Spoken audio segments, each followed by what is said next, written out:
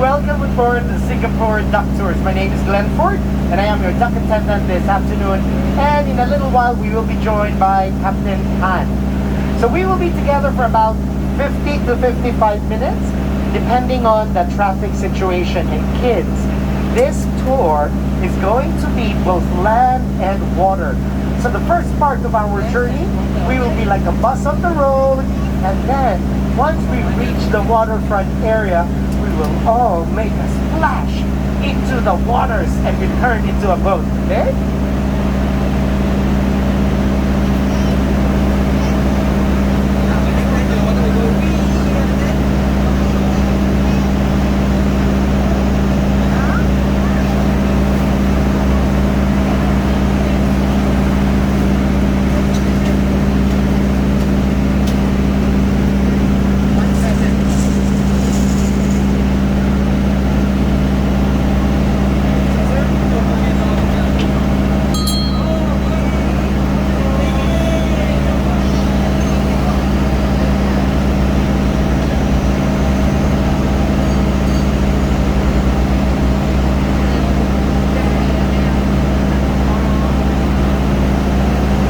Okay, ladies and gentlemen, boys and girls, is everybody ready?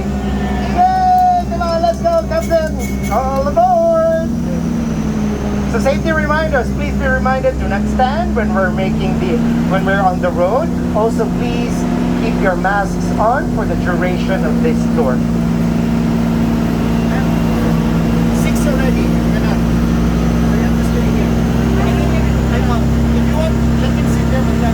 Otherwise, annihilation already.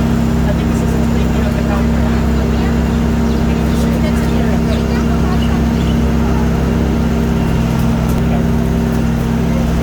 We need your attention. This is a safety briefing. Please take note of where the lifebuoy and fire extinguisher are located. Adult life vests are found under your seats, while toddler life vests are placed in front. In an emergency, put the vest over your head and secure the strap around your waist. Please attend to yourself before helping the little ones. Exit doors are on both sides of the craft. Evacuate only upon the captain's order. While in the water, you may use the whistle to attract attention. Rest assured the duck is equipped with modern features to ensure your safety. Hey Darius! Darius? Quack, quack! I heard my name! Who called my name? Oh, hi there! For your safety, please ensure you keep your arms and head within the vehicle at all times, especially when taking photos or videos. Parents, do look after your little ones. Kindly remain seated when the duck is on the move. We will cover the historic Civic District and the scenic harborfront. If there are no holdups in traffic, we will be back here in about an hour. I bet you're a little curious about this wacky duck ride. Let me share with you its life story. Born in the 1960s, it is a bona fide Vietnam War craft. Yep, believe it or not, 3 of our ducks were ridden with bullet holes when we first found them in America. During the war, this duck was used to carry ammunition and rations from ship to shore. It also supported the Marines in their beach landing operations. We have since upgraded it to a modern high...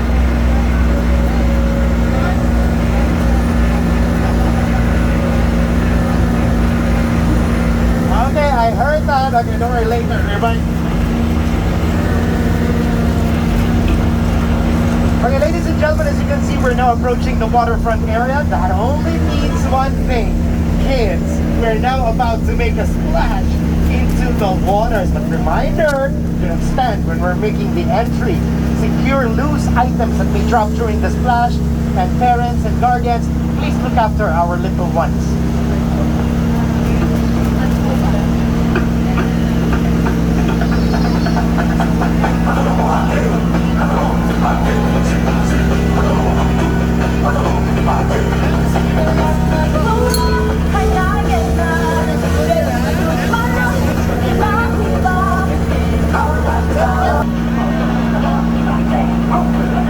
So you now have an idea how the splash is done by the captains. So we will do a countdown of 3, 2, 1, and we enter the waters.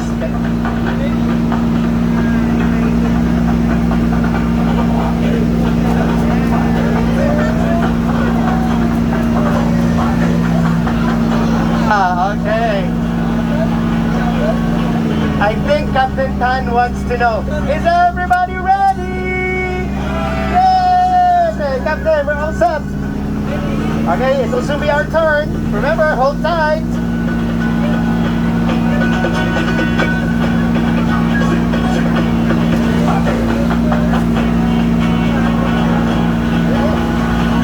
Almost there. Okay.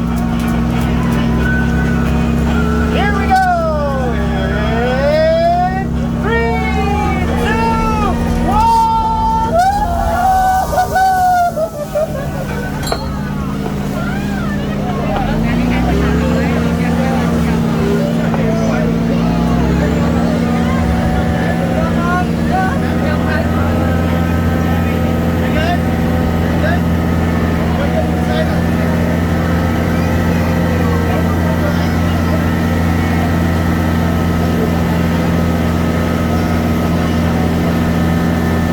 starting the 30-minute water tour.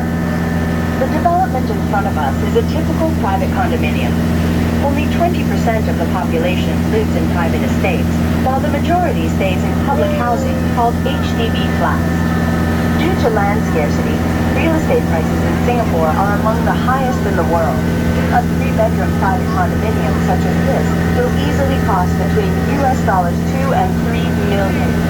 A similar sized HDB apartment is about 40% cheaper. Most young couples choose to buy HDB flats. It takes 3 years for a new flat to be ready. Many shy Singaporean men may just ask their girlfriend, "Shall we apply for a flat?" But what they want to ask is, "Will you marry me?" Singapore is among the 20 smallest nations in the world, just 700 square kilometers of land area. The island measures 25 kilometers from north to south and 43 kilometers from east to west. With our growing population, Singapore is currently the 3rd most densely populated country in the world, ahead of Hong Kong. Singapore has a population of 5.5 million, of which 3.3 million are Singapore citizens. 40% of the people here are foreigners, of which 500,000 are permanent residents, while 1.7 million are foreign workers. Of the 3.3 million Singapore citizens, Indians make up 9.2% of the population, Chinese 74.2%, Malay 13.3%, and the remaining 3.3% of various origins. Straight ahead is the Formula One Singapore Grand Prix pit building. This pit building has 36 garages for 12 racing teams. Formula One returned to Singapore in 2008 after an absence of 36 years. It was then that the first night race for F1 was held here. ladies and gentlemen, welcome to the Marina Reservoir. So kids, we are now like a boat. We're now sailing on the waters. Okay? So enjoy the view, and I will continue to move around to assist you in taking pictures. Please prepare your cameras.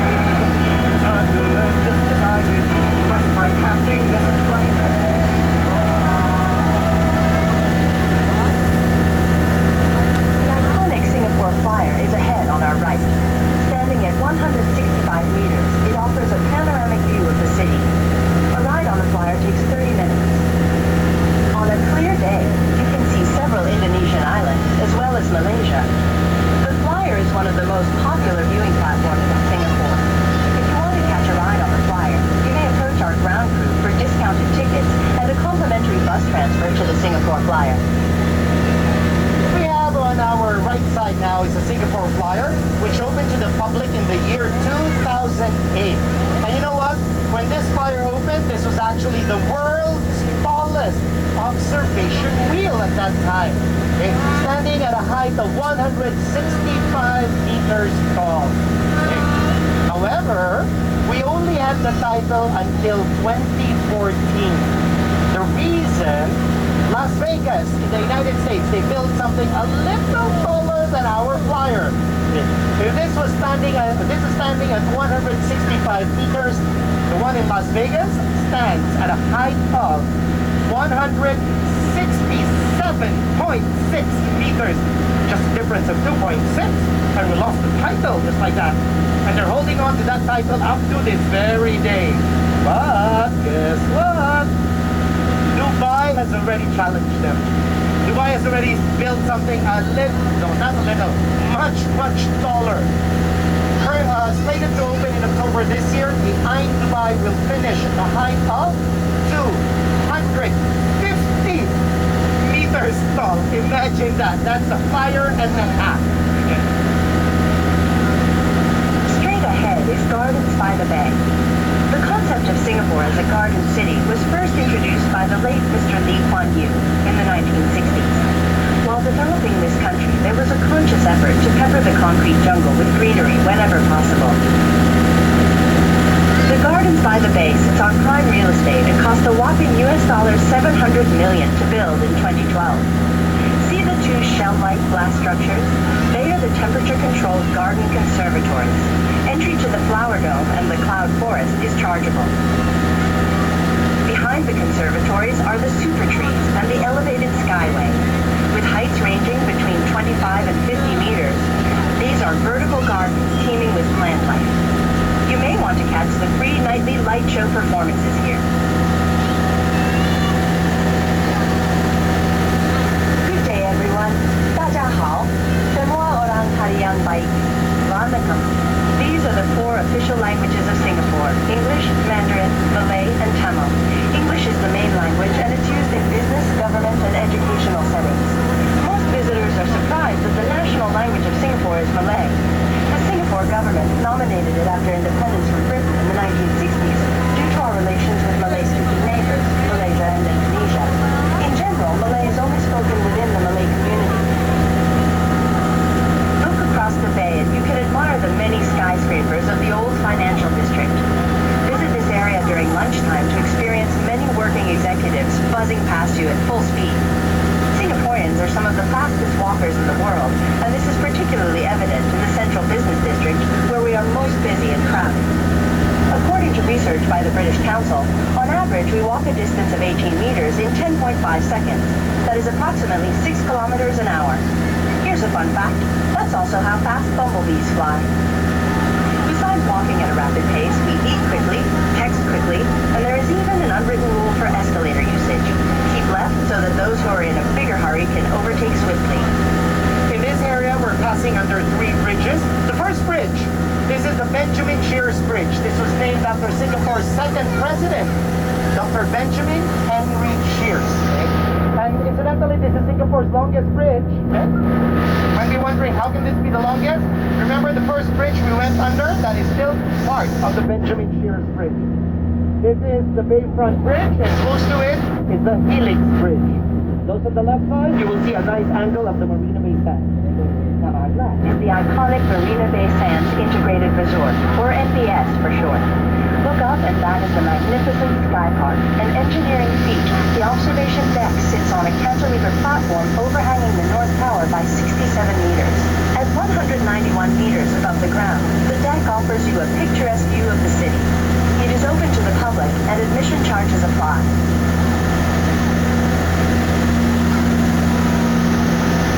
The white building on our left is the Art Science Museum.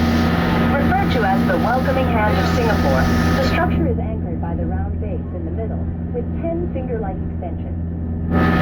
Although it has a resident exhibition, the Art Science Museum mostly hosts touring exhibitions curated by other museums. The structure is said to resemble a lotus flower. It is designed by the Israeli architect Moshe Safdie. If you look at the Art Science Museum, it actually looks like a lotus flower. So I keep mentioning it's a lotus flower sometimes on my tours. But there was one time, a boy called my attention and he said, "Excuse me, uncle, But don't you think it also looks like a bunch of The bananas? multicolored seats on your right are part of the Marina Bay Floating Stadium. It is home to the world's largest floating stage. Made entirely of steel, the floating platform can bear the weight of 9,000 people and 200 tons of stage props. This multi-purpose platform has been converted into a concert arena, a performance stage, and even used sparingly as a football pitch. With a seating capacity of 30,000, it is the prime venue for the annual New Year's Eve countdown concert. Look around Marina Bay and you will see a lot of unique buildings. The latest addition is on our left. That is the third Apple store in Singapore. So now, Marina Bay has an apple, bananas, and the durians. Ahead on our right, you will see a tall cylindrical building that is Swiss Hotel de Stamford. Designed by IMK, this 73-story establishment was once the tallest hotel in the world. It is home to the annual Vertical Marathon, where every year more than 2,000 participants partake in what is dubbed Asia's most grueling stair race. The record time, sub 7 minutes.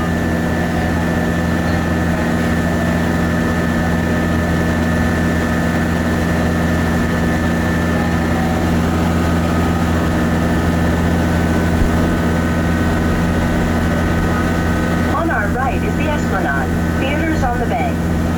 Built in 2001, it is the center for the performing arts in Singapore.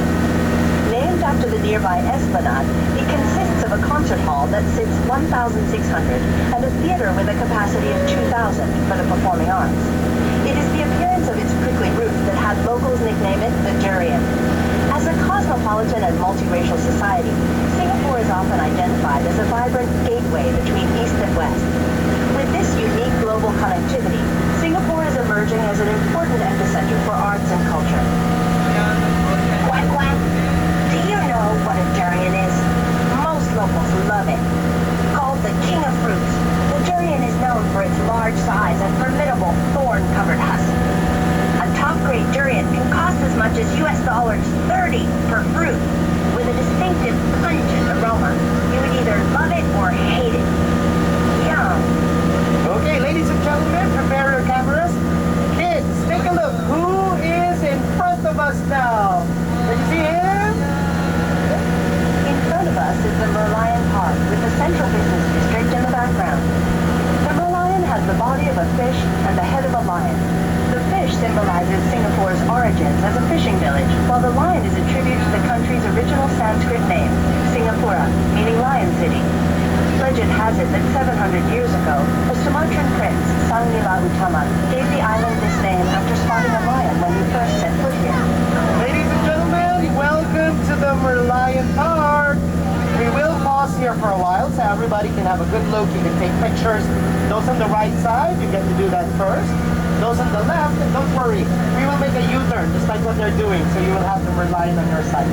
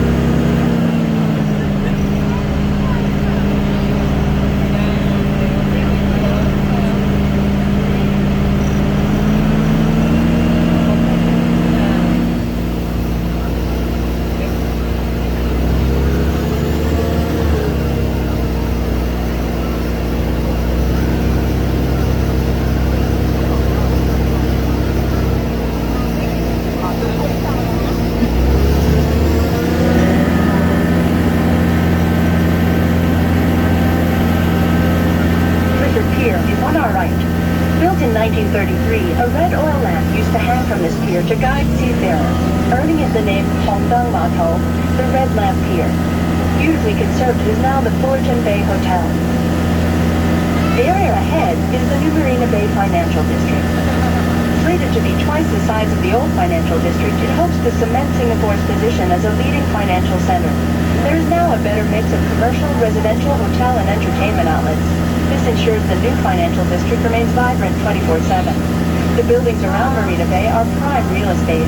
A 150 square meter apartment can set you back by US dollars 4 to 5 million, and rental for a similar sized office space will cost you US dollars 9,000 per month. We are now at the southern tip of Singapore.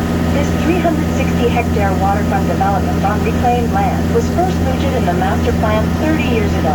It is now taking shape, and Marina Bay will be a thriving place where people live, work, and play.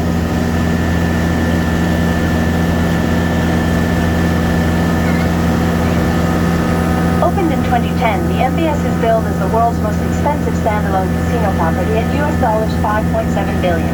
It boasts 2,500 rooms, convention and exhibition halls, shopping malls, celebrity chef restaurants, theaters, and a museum. It is reported to be the world's largest atrium casino with 500 tables and 1,600 slot machines. Look up and you'll see the 340-meter-long Sky Park.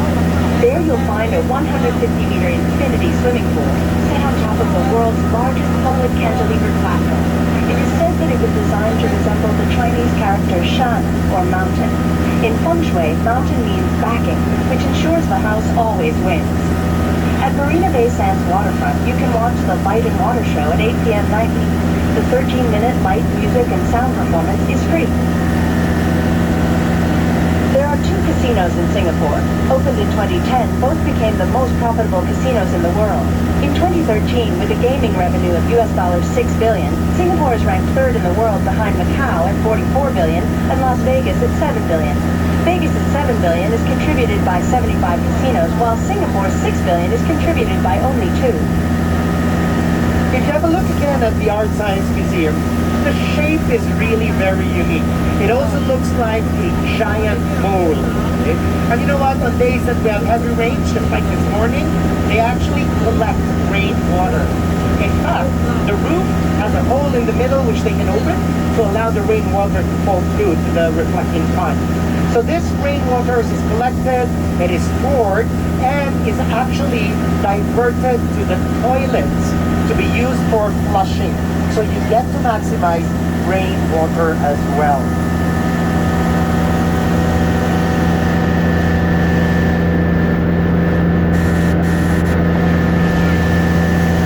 Ahead is the Helix Bridge. The bridge has 4 viewing platforms at strategic locations, providing stunning angles of the Singapore skyline, as well as underscoring events taking place within the Marina Bay. When night falls, the bridge is illuminated by a series of multi-hued lights that enhance the double helix design, which was inspired by the DNA structure. We are in the Marina Bay Reservoir. In the past, it mainly contained salt water and connected the Singapore River to the open sea. In 2008, the river mouth in front of us was sealed by the Marina Barrage. This barrage also helps in flood control for the city center. Singapore imports nearly 40% of our drinking water from Malaysia and is working towards self-sufficiency. Currently, 10% of our water supply is obtained through desalination. Revolting as it may sound, 30% of our nation's water needs is met by high-grade reclaimed water. The tap water in your hotel room or anywhere else in Singapore is well within the clean drinking water guidelines set by the WHO. The development around us, including MBS and Gardens by the Bay, is built on reclaimed land. Land reclamation has increased Singapore's landmass by a whopping 25%. That's equivalent to 8,000 football fields. All the sand needed for land reclamation is imported. Now you can appreciate the price of real estate in Singapore.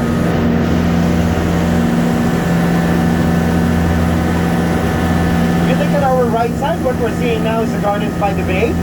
Have you seen the light show before? Okay, what's very interesting about the light show is that a portion or part of the energy that they use to light the super trees at night is actually from the sun. Okay? The super trees, they have solar receptors, or something like a solar panel. So during daytime, they would be generating energy from the sun, and they use this to partially light the super trees at night. Okay? And some of these super trees are also like the Art Science Museum. They also collect rainwater. Just look at the shape. Perfect. It looks like a funnel.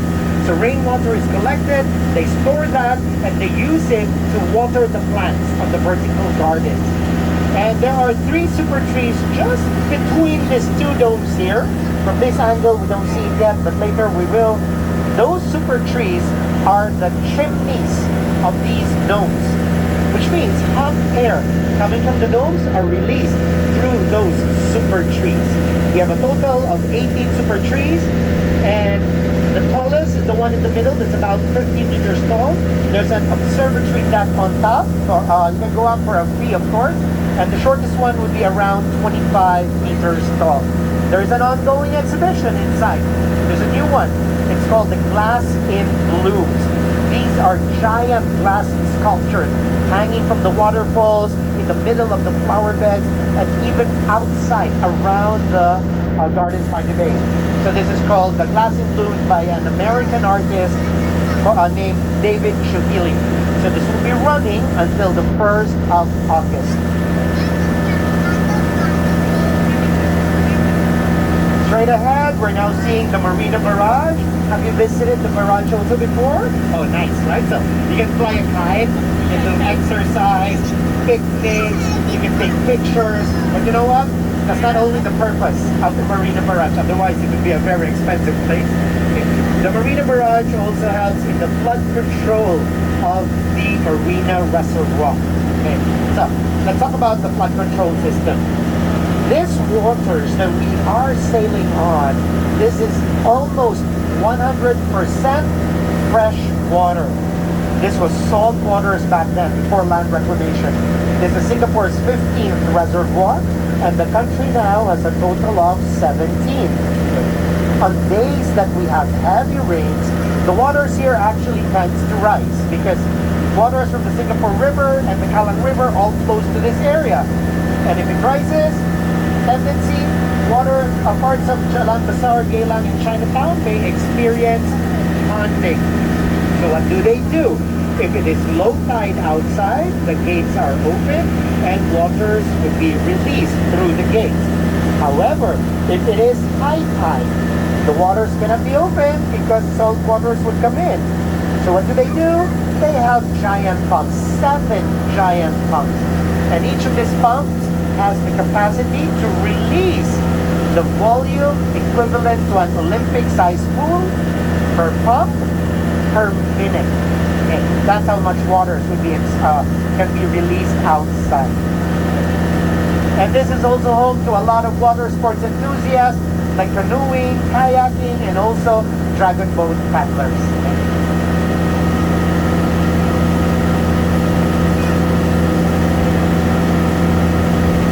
Okay, ladies and gentlemen, for the meantime, I'm just playing this music so you can also have time to have a nice conversation, catch up on your photography, and if the kids are thirsty, or if you're thirsty, let's go for a water break, boys and girls. Drink your water.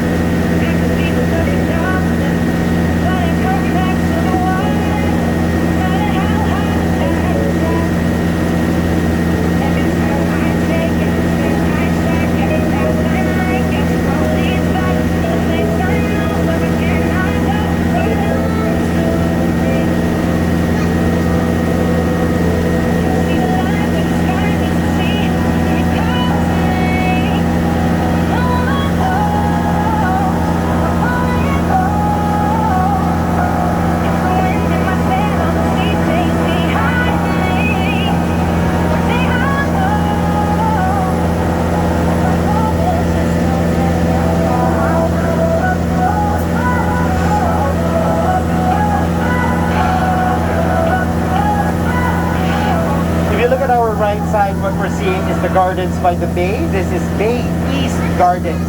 So this is also part of Gardens by the Bay. And the ones with the domes and the super trees, that it would be Bay South Gardens. And on this side, on our left side, this is also Gardens by the Bay. This is Bay Central. So it extends all the way to the other end near the Kalang River. So all these three areas, when you combine them, forms a total of 101 hectares of reclaimed land.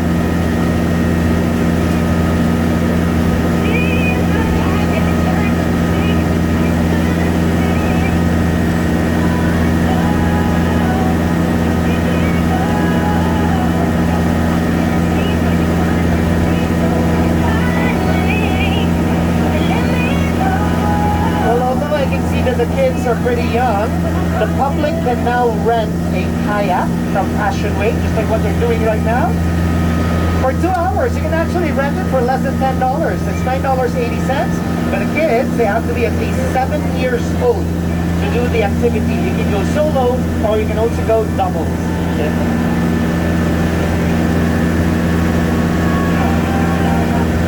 Making our way back on land. The captain will soon be switching to the 4x4 drive system to climb up the ramp. It can be bumpy. Parents, please look after your little ones. Do keep your arms and head away from the railing and hold on firmly to your cameras.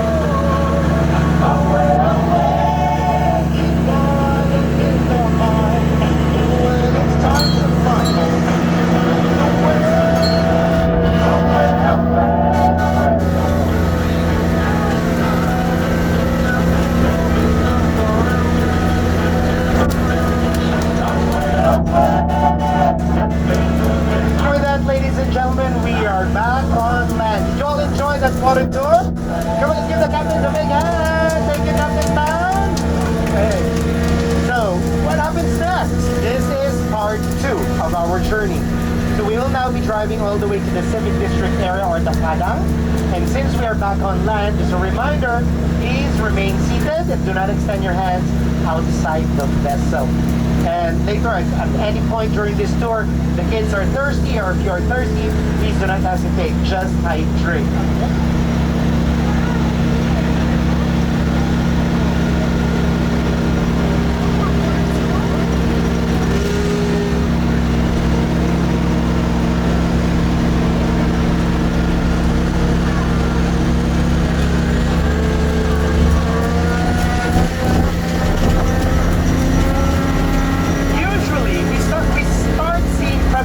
Being done here as early as June, July, August, until September, when we start seeing the cars racing out from this side and would be racing on this very road that we are driving on right now.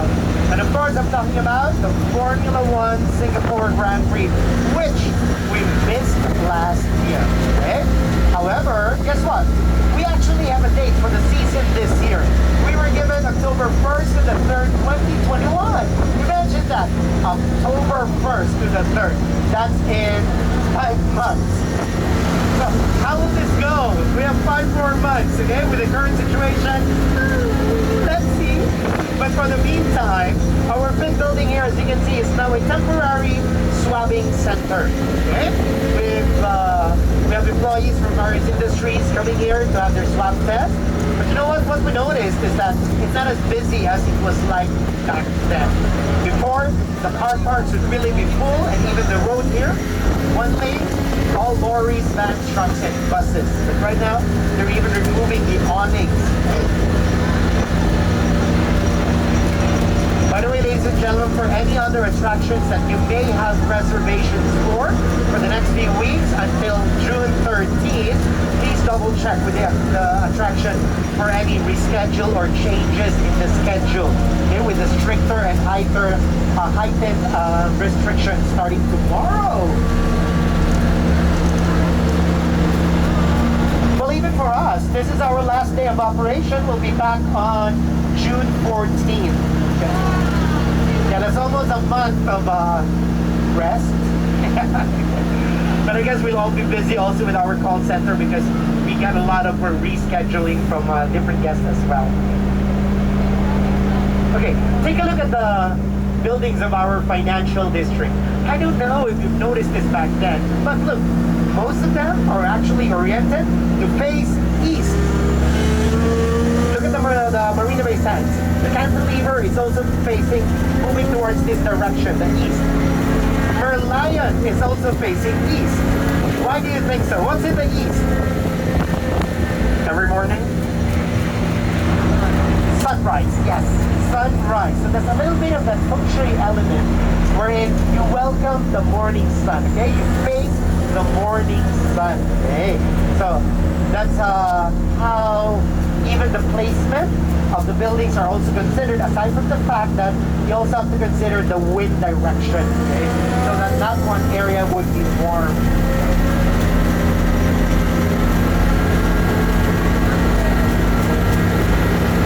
Import tax in excess of 100% to keep it expensive and deter car ownership. 2. The number of new cars allowed on the road is controlled. To purchase a new car, one needs to bid for a permit called the Certificate of Entitlement, or COE for short. Every fortnight, the land away from their wheels, the government continues to invest heavily in our public transportation system. Okay, while we are at this area, it's also, I'd like you to take a look at this building here, this blue building here. Take a look at the shape of the towers. There are two, by the way. What does it look like to you? The shape of these buildings here. By the way, this is South Beach Towers, okay? So what does it look like? Does it look like a big, giant sail to you? Okay? Okay, so keep that in mind.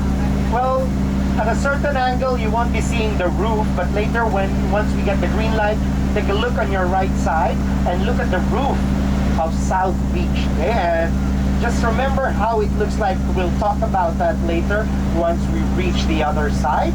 Okay? I just want you to get a full picture of it. But later in the Padang, you will also still see that. Okay? So you still have another chance. But for now, we're about to enter the Civic District area or the Padang. Okay. You can have a look. Look at the shape of the roof, huh? Where you see also JW Marriott. By the way, you have a hotel, a residential tower here, as well as a corporate tower. The next commentary will mention Anderson Bridge. So we will be seeing this bridge a little further down on our left side, and it will also mention later the Padang, which is what we're seeing now on our right side. So this is the Civic District area or the Padang. Back then, the Padang was already a favorite of the locals. So they will bring their families here, spend some time, walk around, have some picnics, and then when they go hungry, actually not a problem if you don't have food along with you, because back then there was a favorite and a famous food place around this area. Okay? Would anybody know what was it called? This was the Satay Club. Okay, so there was a Satay Club in this area. Enjoy your satay while looking at the open sea. This is the cenotaph, a memorial to honor all the soldiers who bravely fought in protecting Singapore during the war.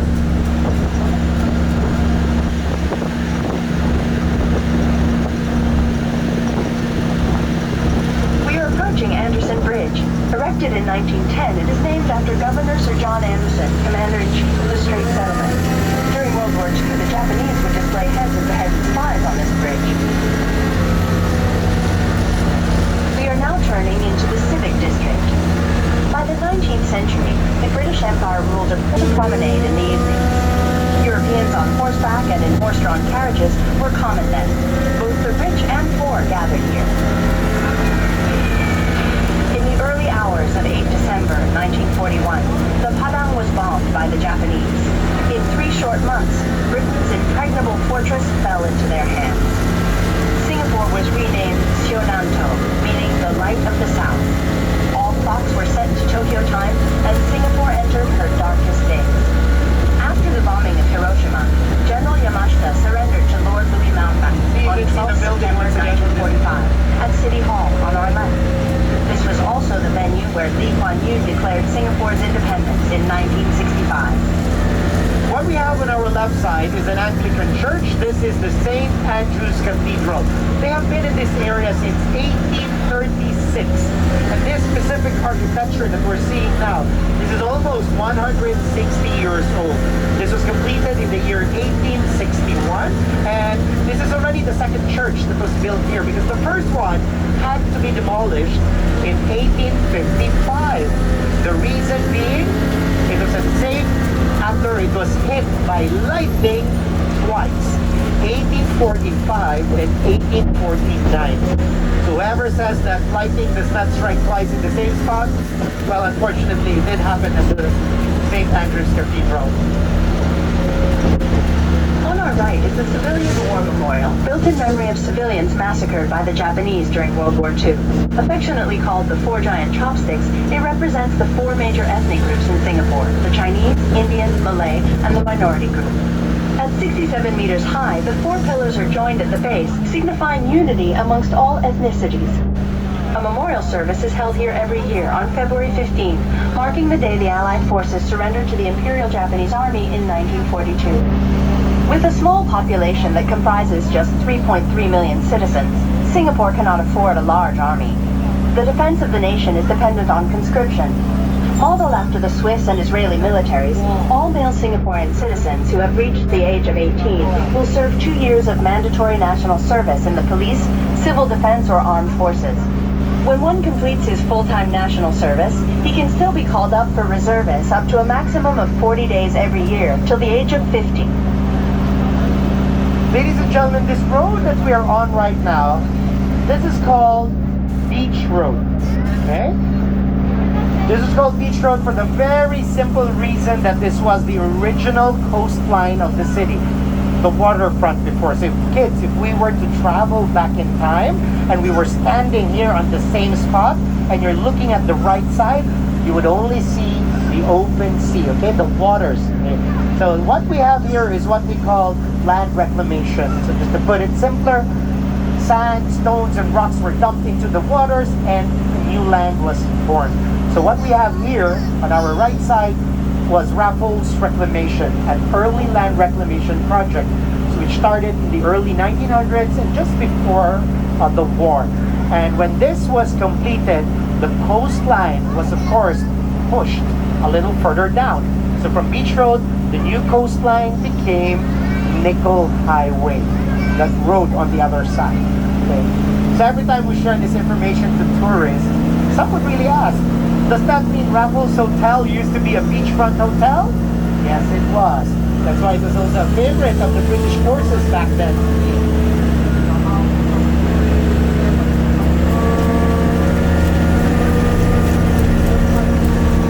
So remember the roof that I asked you to have a look now. Look at from this angle. What does the shape of the roof remind you of? It looks like waves. Yes, it looks like waves because you know what? This is a way of paying tribute or to honor the history and the heritage of the land that they were built on. So this was once the open sea.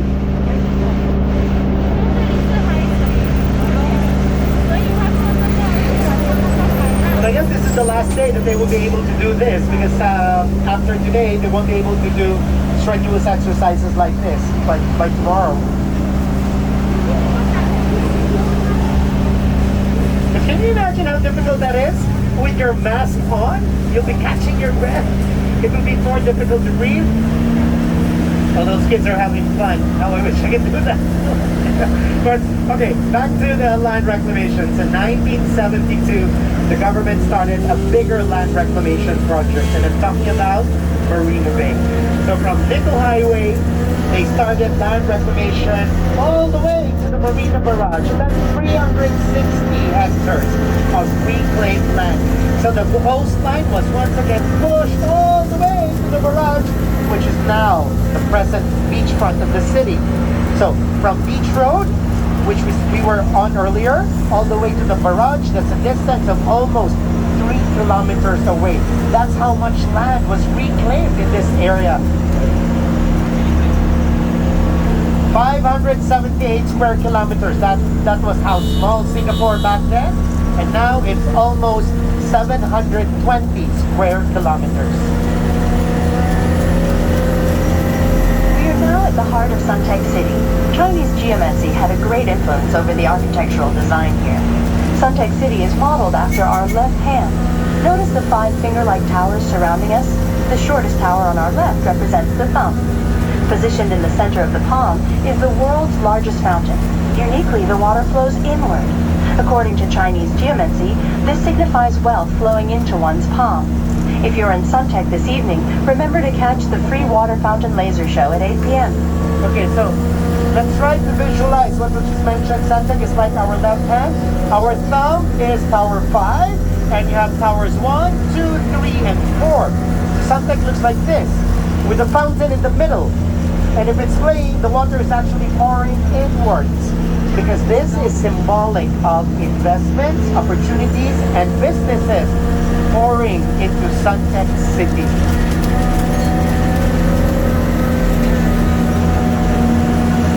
We are now coming to the end of the tour. Remember to check with our crew at Suntec for your boarding pass privileges. Enjoy great savings to all top attractions in Singapore, such as the Flyer, Universal Studios, Gardens by the Bay, SEA Aquarium, River Safari, Night Safari, Zoo, City Night Tours, and more. Thank you for choosing Duck and Hippo. If there's anything that we can do to make your stay here even more pleasant, please let us know. Gratuities are customary. Feel free to tip any of our deserving crew for good service rendered. And finally, before you alight, remember to take all your belongings. Don't leave anything behind. See you soon. Quack, quack. Oh, no. Is the tour over? Oh, I will miss you all, especially the little duckies on board. Bye-bye. Do pop by again. Quack, quack. Fun and excitement on land and sea, as we waddle to the left and we waddle to the right, waddling on the duck ride of our lives on a duck tour. On a duck tour. Ladies and gentlemen, we're now back here in Suntec City. Please remain seated until our duck has come to a complete stop and it is safe to alight. But before leaving the vessel, please check your immediate surroundings for personal items you might accidentally leave behind. On behalf of the whole Singapore Duck Tours family, together with Captain Tan, my name is Glenn Ford. Thank you very much for your support and have a great week ahead of you. Bye-bye. Let's all stay safe and healthy. So we will be alighting from the back first and then the ones in front.